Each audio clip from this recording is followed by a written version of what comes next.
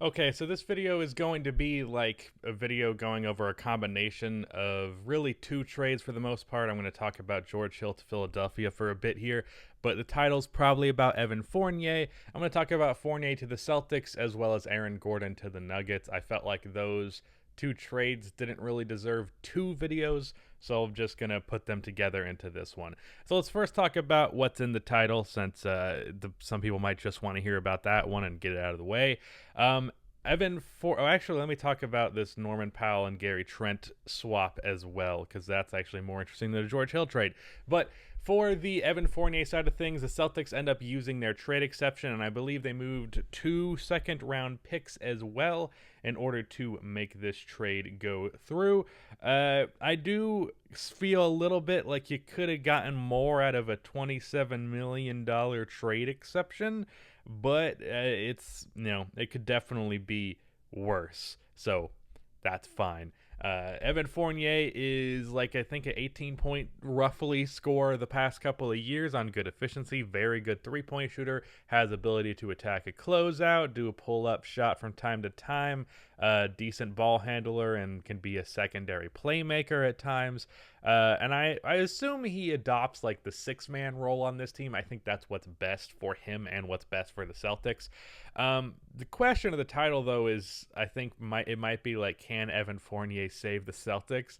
The answer to that is no, but he certainly makes the team better. So what we found with the Celtics recently is, like, for the past couple of years, they've been so talent dense. And this year, the talent's falling a little bit. I mean, they lost Gordon Hayward this offseason, and now Kemba Walker has fallen off a cliff this year. So talent-wise, I think that's been a big issue for the Celtics. There are a lot of issues for the Celtics this year, to the point where I don't even know really what to make of them, because it's like one issue pops up, and then they fix it, and another issue comes up, or they don't fix it, and then it's two issues now.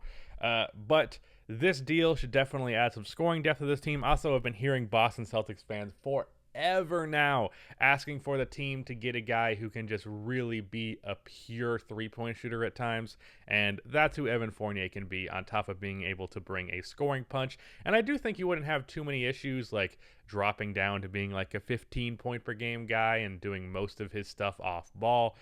So I like this trade for the Celtics. That being said, I feel like you could have done a little bit more with that trade exception, but it works in the long run. So yeah, now let's talk about Aaron Gordon to the Nuggets. This one's interesting. I think Aaron Gordon is, like, in terms of like the timeline, he fits very well with Jokic, and he's a defensive four who this year is hitting his threes. Basically, the thing with Gordon is it's basically the hope that he can do what Millsap has done for them the past couple of years. For a while, Millsap is in his almost mid-30s now, so you can't rely on Millsap to be the forward next to Jokic forever.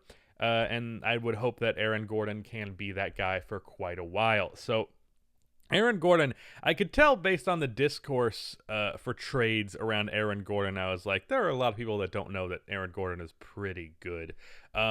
He has been miscast in a role in Orlando quite often, to where he's getting like 17 points per game, but like he's not really a scorer like that.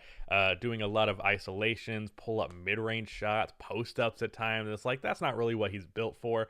He's also been a poor three-point shooter throughout his career. He's shooting 37% this year on about almost 5 attempts per game in 25 games, which is a decent enough sample size, but based on the fact that he's been a poor shooter throughout his entire career to this point, I'm going to assume he's not all that amazing as a shooter. Granted, having one of the best playmakers of all time on your team is probably going to lean in towards your advantage in terms of making your shots better opportunities, better catch and shoot opportunities, those types of things. Also, I'm interested in Gordon as a cutter in the Nuggets offense. Of course, he can be a lob threat because he's incredibly athletic. And his off-ball stuff isn't too bad. I mean, to be fair, Orlando's system doesn't really there's no real offensive system to Orlando that's like really all that creative. It's pretty bare bones for the most part. And I think Gordon could benefit from a system like Denver where there's there's screens for back cuts, opportunities for him to be a roll man. That, of course, he could probably do a lot of two-man game stuff with Jamal Murray. And like Jokic could be at the top of the key. Aaron Gordon is at the corner. Suddenly he gets a screen on the baseline, runs up. Jokic can throw him the lob, just stuff like that.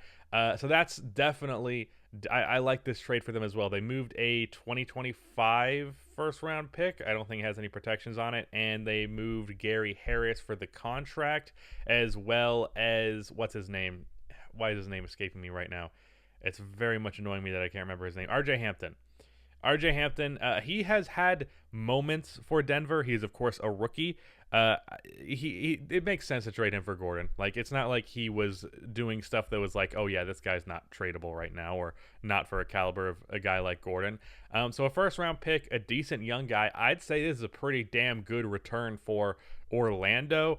And then for Denver side of things, I think that's a fair trade package. There haven't been really any deals today that are like, oh yeah, this team fleeced this team. Like, at least thus far, there's still like 50 minutes or 30 minutes now, or 40 minutes now till the deadline. That's how time works, for trades to go through. So we have yet to see what happens, but it's definitely not been any too much of a robbery type of thing. So I like this trade for both sides. And of course, I didn't even really mention Aaron Gordon is also a great playmaker, so he can have moments where he's doing that stuff. I think the two-man game with him and Murray when Jokic is off of the court can be a real thing because of his playmaking and his pick and roll ability.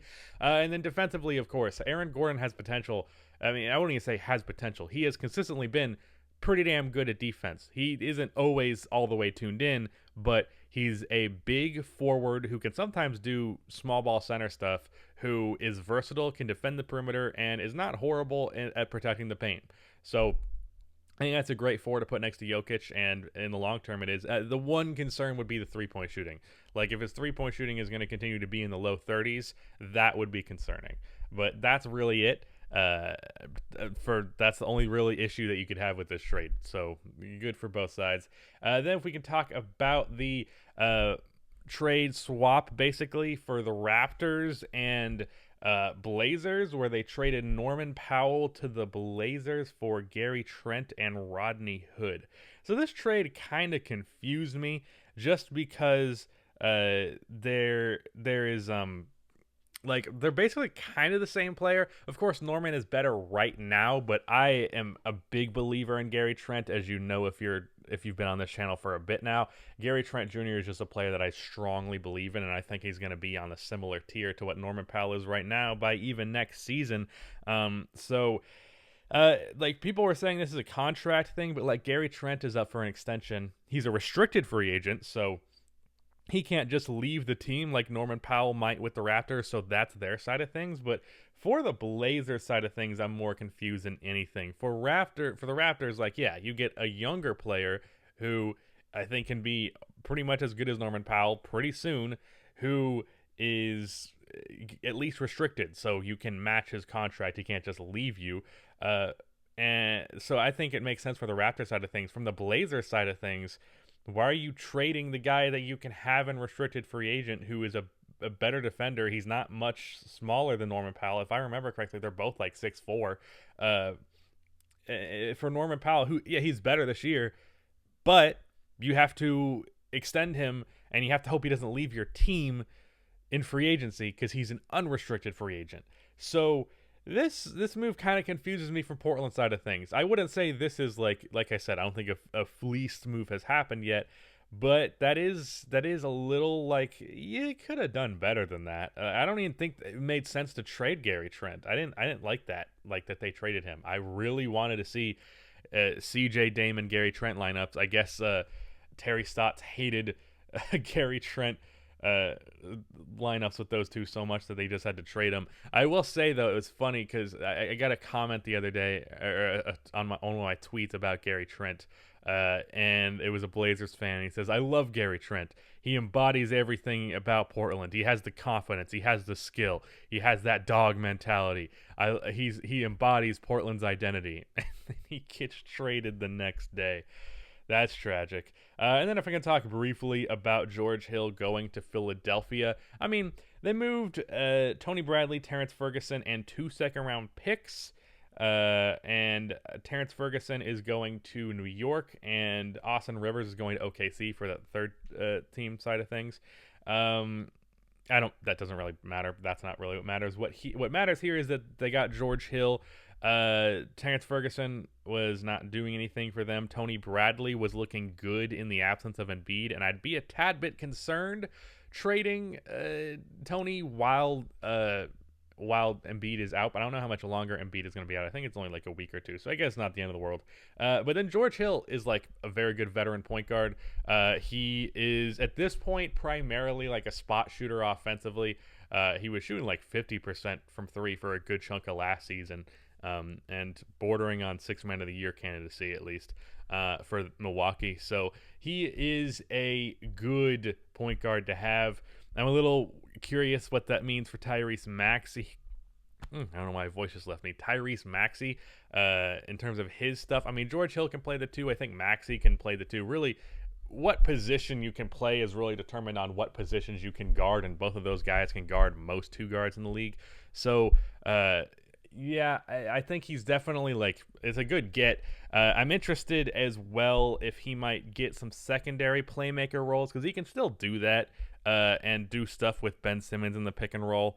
The Sixers really have not just gotten another playmaker in all their years with Ben Simmons, and I've been preaching that I want Ben Simmons to do stuff as a big man in the pick and roll, as a Draymond Green type role where he gets it in the pick and roll and then he gets it the pass as the roll man. My dog just started barking very loudly. He gets the ball as a roll man and then he tosses it out to the perimeter or to a guy who's cutting to the basket, stuff that Draymond does with Steph all the time. But yeah, oh my God, the dog really starts fucking barking now. Anyways, I'm just going to end the video before she gets louder. Bye.